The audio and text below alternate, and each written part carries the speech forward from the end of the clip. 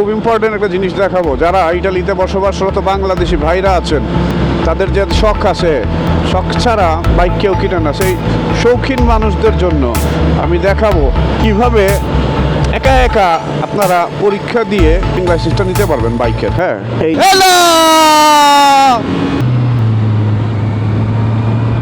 যে জায়গাটা যাইতেছে এটা কি বন্ধ আছে নাকি খোলা আছে আল্লাহ জানে। যদি বন্ধ না থাকে তাহলে আমাদের ভাগ্য ভালো। কিন্তু হ্যাঁ, চিংড়ি মাছের ভাজা, মানে চিংড়ি মাছ ভাজার গন্ধ পাইতেছি।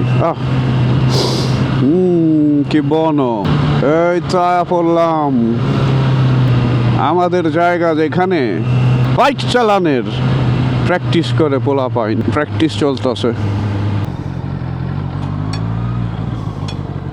সো প্রথম এক্সারসাইজ আমি দেখাই দিতেছি, দুইটা এক্সারসাইজ হবে। হ্যাঁ, এটা হচ্ছে সেকেন্ড এক্সারসাইজ। সেকেন্ড আগে দেখাই, কারণ ফার্স্টের যে ওই বাইক কারটা আছে ওরা ওদের এক্সারসাইজ করতেছে। তো ফার্স্ট এক্সারসাইজ হচ্ছে গিয়ে সামনে যে কোণগুলি আছে, আমার কোণগুলিতে যাইতে হবে। এই যে কোণগুলি যে আছে, এটা একটা নির্দিষ্ট সময় 25 সেকেন্ডের মধ্যে আমার এই যে দুইটা জায়গা আছে এখানে এসে স্টপ করতে হবে এইভাবে।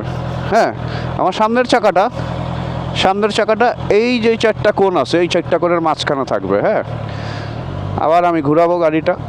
সো আমি একটা সময় ছিল আমি প্রতিদিন আসতাম এই জায়গায়, প্রতিদিন এসে আমি এই প্র্যাকটিসগুলি করতাম, কারণ প্র্যাকটিস মেক্স পারফেক্ট। আমি আবার এখান থেকে এই যে হাতের ডান দিকে, হাত কিন্তু আমার খুবই স্মুথ, আমি কিন্তু শক্ত করে বাইকের হ্যান্ডেলটা ধরি নাই। আমার হাত বা আমার বাহু যেটা আর্ম, আমার পুরোপুরি কিন্তু রিল্যাক্স রাখার চেষ্টা করতেছি, যদিও সবসময় রাখা হয়তো সম্ভব হয় না। এই যে এটার মাঝখান থেকে গেলাম, সামনে যে জিনিসটা আছে এটা হচ্ছে অবস্টাকল। ওকে, এই অবস্টাকলটা আমি ক্রস করলাম। ক্রস করার পরে ইনস্ট্রাক্টর দেখবে যে আমি এই মুহূর্তে এখানে এসে দুই পা ফালাই দিচ্ছি, কিন্তু আমার দুইটা পাই পড়তে হবে কিন্তু এই জায়গায়। হ্যাঁ, দুইটা পা পড়ার পরে আমি আবার আমার প্র্যাকটিসটা শুরু করব।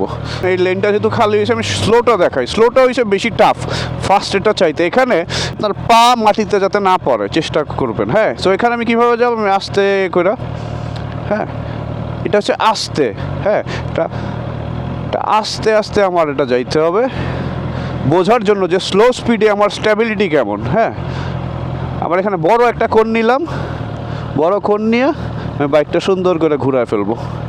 এই যে আমি লাইনের ভিতরে আছি, তারপরে আমি কিন্তু ফার্স্ট যাবো না এই জায়গায়, আমি কিছু চাইলে যাইতে পারি, কিন্তু এটাই মূল লক্ষ্য যে আমার স্লো যাইতে হবে ইমপ্রেস করার জন্য ইনস্ট্রাক্টরকে। হ্যাঁ, এখান থেকে যে বাইরে হয়ে গেলাম, বাইরে হওয়ার পরে যদি এটা আপনারা এভাবে কমপ্লিট করতে পারেন, গ্যারেন্টেড আপনি পাস করবেন। ফার্স্টেরটা যে পাস করতে পারে, সেকেন্ডটা তার জন্য অনেক ইজি, কারণ slow speed is very difficult. আমি আবার ট্রাই করবো আরেকবার। হ্যাঁ, let's go, watch slowly slowly. আমার হাত স্মুথ, আমার দৃষ্টি সামনে, আমি যেখানে যাইতে চাই আমার ওখানেই থাকতে হবে কিন্তু। হ্যাঁ, দৃষ্টির সামনে বড় এখানে একটা কোণ নিব, বড় কোণ নেওয়ার পরে আমার কিন্তু মাথা দেখতেছে যেখানে আমি যাইতেছি, কিন্তু মাটির দিকে চাইতেছি না। আমি চাই রয়েছি যেদিকে আমি যাব, আমি এখানে স্লো, আমার 15 সেকেন্ড, অ্যাটলিস্ট 15 সেকেন্ড আমার এর মধ্যে থাকতে হবে।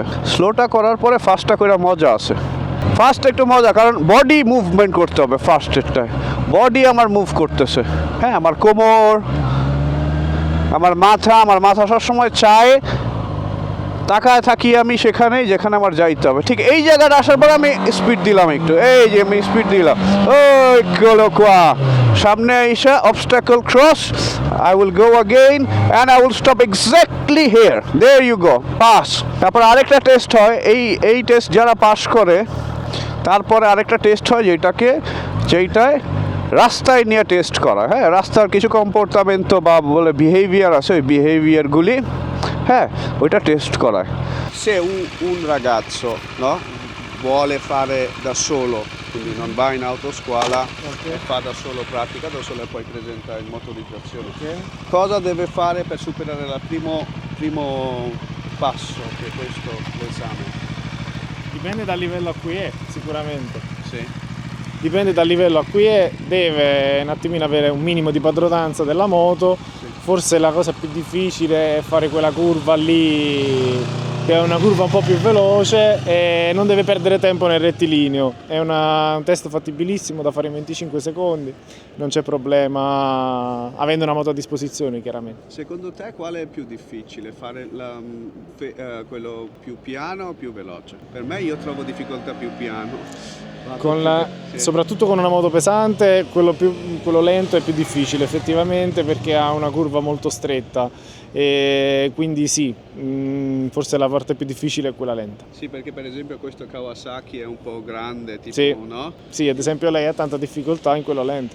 Sì. Sì. Quindi qua in 25 secondi. E l'altra in finire. 15 che è fattibilissimo, No? come te. Basta fare quella curva, l'esercizio è fatto. Ti ringrazio tanto. E niente. Practice করতে হবে আইসা এখানে এমন একটা জায়গা বা একটা পার্কিং লটে এরকম কোন রাইখা বা এরকম কত দূরে দূরে কোনগুলি বসাইছে যদি খোলা কারো ওখানে পার্কিং লট থাকে, হ্যাঁ, ওখানেও আপনারা এই প্র্যাকটিসটা করতে পারেন। এই দুইটা প্র্যাকটিস এটা সব সময় কাজে দিবে। আমি তো মাঝে মাঝে আইসা এমনি এই প্র্যাকটিসটা কইরা যাই, কারণ ইম্পর্ট্যান্ট ইজ দিস, একটা বাইকারের প্র্যাকটিস এটা সেফটির জন্য একটা ইম্পর্ট্যান্ট জিনিস।